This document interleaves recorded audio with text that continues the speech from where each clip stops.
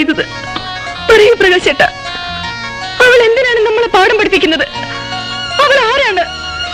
നമ്മുടെ ജീവിതത്തിൽ അവൾക്കുള്ള സ്ഥാനം എന്താണ്? എനിക്കറിയണം, എനിക്കതറിയണം. ഞാനെല്ലാം പറയാം.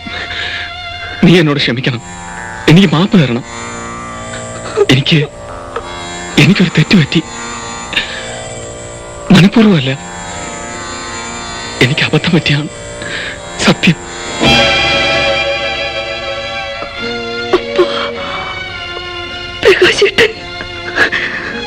പ്രകാശേട്ടൻ അവളെ, ഈശ്വര, എന്റെ പ്രകാശേട്ടൻ എന്നോട്.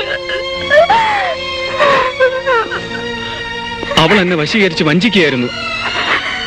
എനിക്ക് സംഭവിച്ച ഒരു ചെറിയ കൈത്തെറ്റ് പിന്നെ എനിക്ക് കുറ്റബോധമായി. ഞാൻ അകന്നു മാറി. അവൾ ആ തെറ്റ് അവകാശമാക്കി മാറ്റി. ഇനി ഒറ്റ വാക്ക് പോലും എന്നോട് മിണ്ടരുത്, എന്റെ മുമ്പിൽ നിൽക്കരുത്. ഇനി ഒരിക്കലും ആ പഴയ പ്രകാശനെ എനിക്ക് തിരിച്ചു കിട്ടില്ല. പൊയ്ക്കോ എന്റെ മുമ്പിൽ നിന്ന്. ഞാൻ ആത്മഹത്യ ചെയ്യരുതെന്നുണ്ടെങ്കിൽ ഈ നിമിഷം എന്റെ മുമ്പിൽ നിന്ന് പോണോ?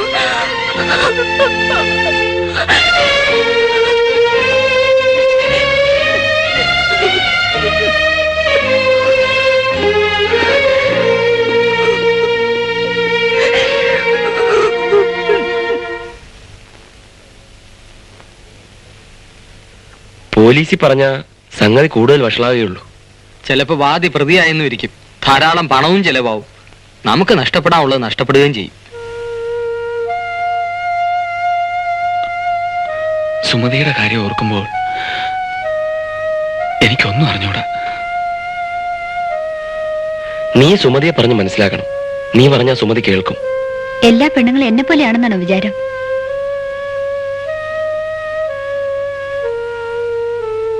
നേരം എടുക്കട്ടെ. എന്റെ ഭർത്താവിന്റെ സ്വഭാവ ഗുണത്തെക്കുറിച്ച് ഏറെക്കുറെ സുമതിക്ക് അറിയാലോ. ഞാൻ സഹിക്കുന്നില്ലേ? എൽസിയുടെ സഹനശക്തി എനിക്കില്ല. എനിക്ക് ദുഃഖമില്ലെന്നാണോ നിന്റെ വിചാരം? ഞാൻ എന്റെ ദുഃഖം പുറത്ത് കാണിക്കാറില്ല. അഷ്ടഗന്ധം ഇട്ട് ഇടിച്ചുറപ്പിച്ച് അതിന്റെ പുറത്ത് തീക്കനലിട്ടാൽ ഒരുപാട് പുക വരും, നല്ല വാസനയും. അതാണ് എന്റെ മനസ്സ്. എനിക്ക് ദുഃഖം വന്നാൽ ഞാൻ കരയും, പരിഭവിക്കും, പിണങ്ങും. ഞാനും എന്റെ പ്രകാശേട്ടനും കുട്ടികളെ പോലെ ആയിരുന്നു. എന്നെ ആരെങ്കിലും വഞ്ചിച്ചാൽ ഞാൻ ഈശ്വരനോട് പരാതി പറയാം. പക്ഷേ ഈശ്വരൻ തന്നെ എന്നെ വഞ്ചിച്ചാൽ ഞാൻ ആരോടാ പരാതി പറയാ? ഇല്ല എൽസി, പ്രകാശേട്ടൻ ചെയ്ത തെറ്റിന് മാപ്പ് കൊടുക്കാൻ പറ്റില്ല.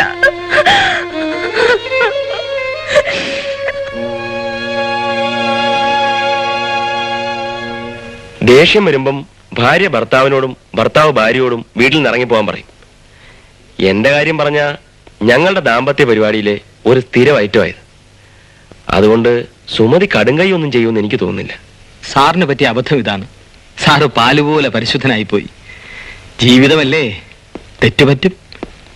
മറക്കണം, പൊറുക്കണം. 24 മണിക്കൂർ ഈ കൊച്ചിന്റെ തീട്ടം കോരി നടക്കുന്ന എന്നെ കണ്ടിട്ട് നിങ്ങൾ എന്തായിരിക്കും പറയാ? അവനൊരു പെൺകോന്ത് അല്ലേ? അങ്ങനല്ലേ സാറേ? ഞാനൊരു വങ്കനൊന്നുമല്ല. ബട്ട് ഞാൻ ഒരുപാട് സഹിക്കും, ഒരുപാട്. അങ്ങനെ വേണം. ഇവനെക്കുറിച്ച് ചിന്തിക്കണ്ടേ? നമ്മൾ ചിരിക്കുന്നത് നമുക്ക് വേണ്ടിയാണ്.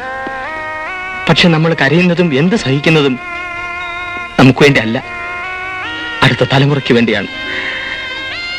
അച്ഛൻ പറഞ്ഞ ശരിയല്ലേടാ മോനെ? അച്ഛൻ പറഞ്ഞ ശരിയല്ലേ എന്റെ പൊന്നുമോൻ?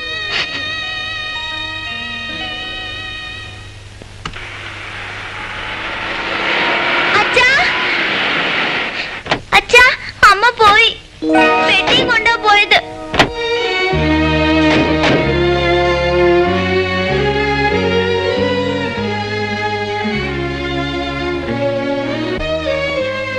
മോൻ എന്താ അമ്മയുടെ കൂടെ പോഞ്ഞത്? അച്ഛൻ വരാത്തോണ്ട്.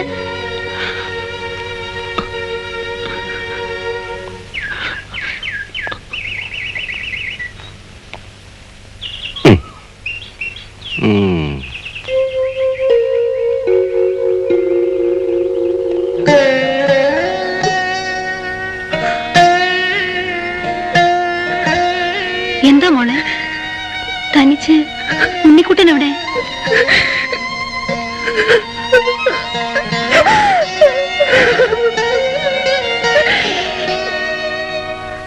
അമ്മ വരൂ അച്ഛാ?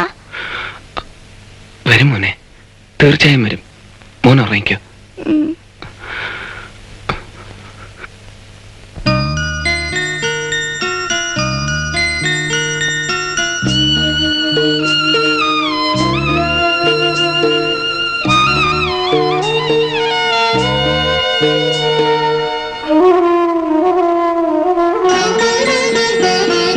ഹൃദയം കൊണ്ടെഴുതുന്ന കവിത, പ്രണയാമൃതം അതിൻ ഭാഷ.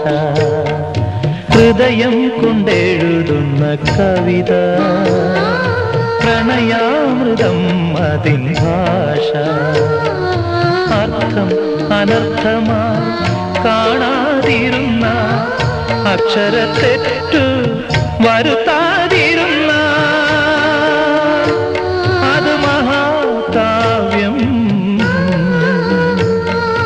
ദാമ്പത്യം ഒരു മഹാകാവ്യം. ഹൃദയം കൊണ്ടെഴുതുന്ന കവിത, പ്രണയാമൃതം അതിൻ ഭാഷ.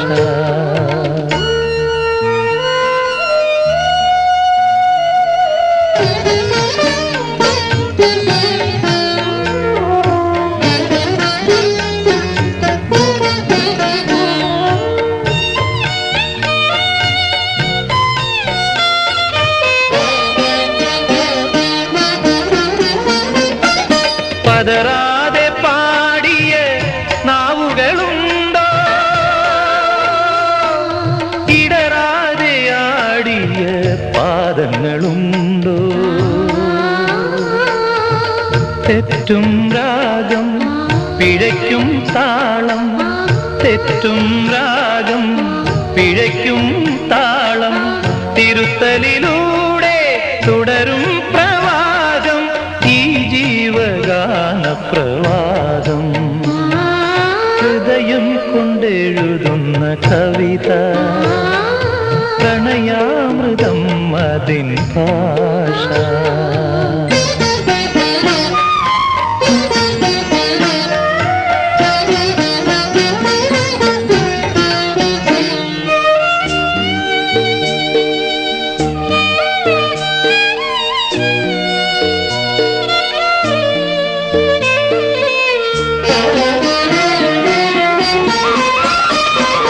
തെളിയാത്ത ബന്ധത്തിൻ ചിത്രങ്ങൾ വീണ്ടും സഹനവർണ്ണങ്ങളാൽ എഴുതണം നമ്മൾ. വർഷം കൊണ്ടും വസന്തം കൊണ്ടും, വർഷം കൊണ്ടും വസന്തം കൊണ്ടും, വേനലിൽ പാപം കഴുകുന്നു കാലം, ആ പരബ്രഹ്മമാം കാലം. ഹൃദയം കൊണ്ടെഴുതുന്ന കവിത, പ്രണയാമൃതം അതിൻ ഭാഷ.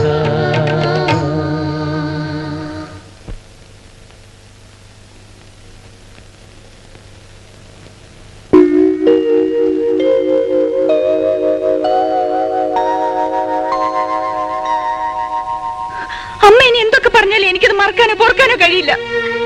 ഞാനിനി അങ്ങോട്ടില്ല. ഉണ്ണയെ കാണാത്തതിൽ എനിക്ക് വിഷമമുണ്ട്.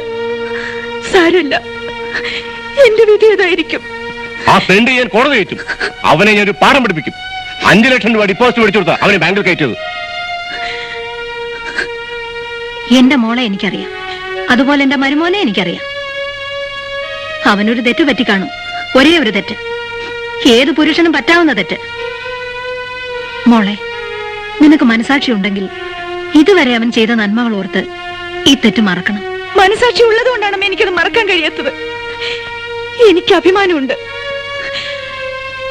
ഞാൻ മംഗലത്ത് രാഘവൻ പിള്ളയുടെ മകളാണ്. മംഗലത്ത് രാഘവൻ പിള്ള? മോളെ, നിനക്ക് ഈ മനുഷ്യനെ അച്ഛൻ എന്ന നിലയിൽ മാത്രമേ അറിയാവൂ. മംഗലത്ത് രാഘവൻ പിള്ള എന്ന ഭർത്താവിനെ എനിക്കേ അറിയാവൂ. മോളെ, മകൾ അച്ഛനെ അറിയുന്നത് അമ്മയുടെ നാവിലൂടെയാണ്. എന്റെ ഭർത്താവിനെതിരായി ഒരു വാക്കുപോലും ഇതുവരെ എന്റെ നാവിൽ നിന്നും വീണിട്ടില്ല. പക്ഷേ ഇന്ന്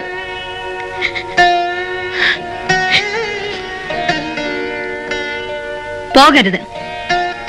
അങ്ങും ഇത് കേൾക്കണം. സുമതി, നീ ഇന്ന് ചെയ്ത തെറ്റ് നിന്റെ പ്രായത്തിൽ ഞാൻ ചെയ്തിരുന്നെങ്കിൽ എനിക്കിങ്ങനെ ഒരു മകൾ ജനിക്കുമായിരുന്നില്ല. ഒരേ ഒരു പ്രാവശ്യമല്ലേ നിന്റെ ഭർത്താവ് തെറ്റ് ചെയ്തത്? ഒരേ ഒരു പെണ്ണിന്റെ മുഖം കണ്ടപ്പോ നീ വീട് വിട്ടു.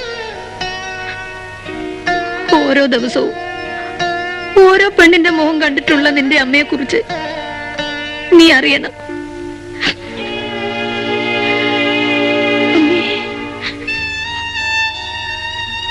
ഞാൻ സഹിച്ചു, ക്ഷമിച്ചു, നിനക്ക് വേണ്ടി. നീ